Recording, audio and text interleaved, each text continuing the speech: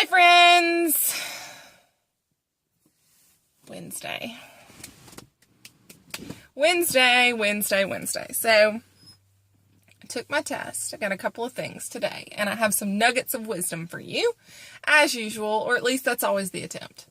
I took my test yesterday, the one that I have been studying feverishly for, and I don't think I could have gone into this test any more prepared than I was. However, I did not pass the exam.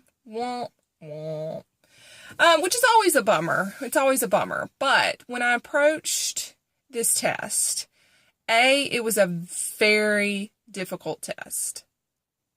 Very difficult. It's just hard. I mean, and it is a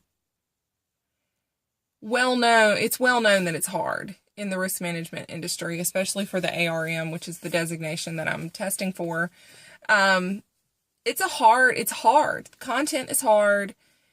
You know, you can do something every day, but when you try to break it down from a textbook standpoint and then test on that, you have to totally transform your way of thinking, because the way you may think of something that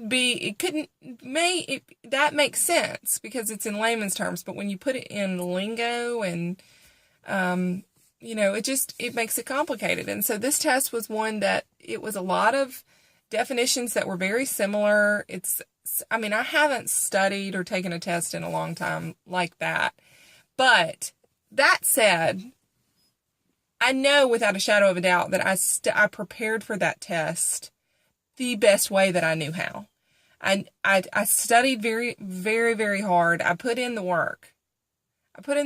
And my takeaway from that is that in life, a lot of people will be upset because this page is about fitness and health and, weight loss and lots of other things, but kind of a lot of stuff that I know that people have a big focus on and that really drives their ship is weight and the issue of weight loss. And you guys might notice I don't have my brace on. My hand is still hurt, but my hand was very sweaty from my workout, so I took it off so that it could breathe.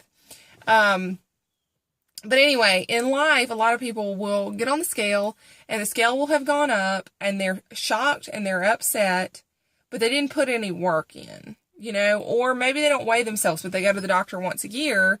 And when they go to the doctor says, or maybe the doctor doesn't say, maybe they just get on the scale and they're upset by the number that they see. And for a lot of people, they might have tried to diet. They went for a walk here or there. And my point being is, don't be upset by the results that you didn't get because of the work that you didn't do. It's one thing if you are really working hard and in terms of the scale, you didn't see the number that you wanted to see. Okay, that's totally different. That's a different discussion. But for a lot of people, if they were really honest with themselves, they didn't put in the work. You cannot be upset by the results that you didn't get for the work that you didn't do. If you didn't put in the work, don't be upset that you didn't get the results that you would have achieved if you had put in the work. And so as it pertains to diet and exercise, it's eating the foods that you're not in the mood to eat, and it's doing the exercise that you're not in the mood to do. I'm too tired. I don't have time. These two excuses right here, that is what they are. They're excuses. And you have to ask yourself from a standpoint of achieving your goals, are you really that tired? Do you really not want to? At that point, if it's, I'm not in the mood, or I don't have time, or I don't blah, blah, blah, blah. And if you really sit down and you evaluate your priorities, and nobody come and crucify me. I'm not saying I get it. You're talking to one of the busiest people in the world, but I make room in my day. Okay. My favorite thing for people to say, and I've not heard this in a while, so I'm quite grateful, but for somebody to say it must be nice to have time to work out and meal prep. I don't have time. I don't have any more time. I would love for somebody to show me how I've been able to create any more time in my day than any other person. I have 3 jobs. I have 3 kids. I have a husband. We have a house. I am a busy woman, okay? I'm not just out there doing a little bit of this, a little bit of that. No, I get up at 4 a.m. Monday through Friday at the least, and I'm in the gym at 4:30, working it out. I have a notebook. I write out all of my workouts. When I'm not, when I'm not reading, I'm reading. I'm reading about workouts. I'm reading about effective workouts. I'm reading about meal plans. I'm reading about nutrition. It interests me, yes, because I'm interested in self-improvement. I have goals that I want to achieve, and I know the way to get to those goals. But the only way that I'm going to get to those goals is if I put in the work. I can't write down all these grandiose plans for workouts and meal plans and not carry them through and then get upset if I get on the scale or I put on the outfit or I go to the doctor and the things don't look the way that they should look. If you're putting in the work and you're doing the hard stuff and the results are not coming, that's a different conversation. But this is for people that want to get upset for the work that they didn't get the results that they wanted because they didn't put in the work. You got to do the work. Is it fun? No. It's not fun. I do enjoy it because of the way it makes me feel. But this morning, quite honestly, when the alarm went off at 4 a.m., I wanted to do nothing more than go back to sleep. But also I know that had I gone back to sleep, I would have been just as tired in an hour as I would have been at that moment when I got up. We're all tired. We're all tired, okay? We're all tired. But I know I have goals that I want to accomplish. Please don't mistake my words. I feel like some people mistake my words and then I get hate mail. That's not what I mean. That's not what I mean by it. But, and you know who you are. If I'm talking to you, you know who you are. You have to make some conscious, you have to take a really hard look at your life and you have to decide if you're making excuses for yourself and then you're getting upset, but at the end of the day, be brutally honest with yourself. Did you do the work? With this test, I know beyond a shadow of a doubt that there is no way that I could have prepared for this test any more than I actually did. There's no way. I mean, I studied, I knew the content, but it was just at the end of the day, it was a very hard test. It was hard. And does it negate my intelligence? No, I don't feel like a dumb person. I don't feel like a dumb person at all. In fact, that gives cred to the fact that it is a very difficult test because I know I'm a smart person. It's interesting because, I don't know. A lot of this comes from self-growth, or not self-growth, but from personal growth, which I guess that's the same thing. The work that I've done on myself, that I was able to walk away from that, and when I got my result that it said non-pass, I didn't walk away from it and go, oh, you're so dumb, you're so stupid, how could you not pass that test? I got the result, and the result was what the result was, but also I know that I answered those questions to the best of my ability.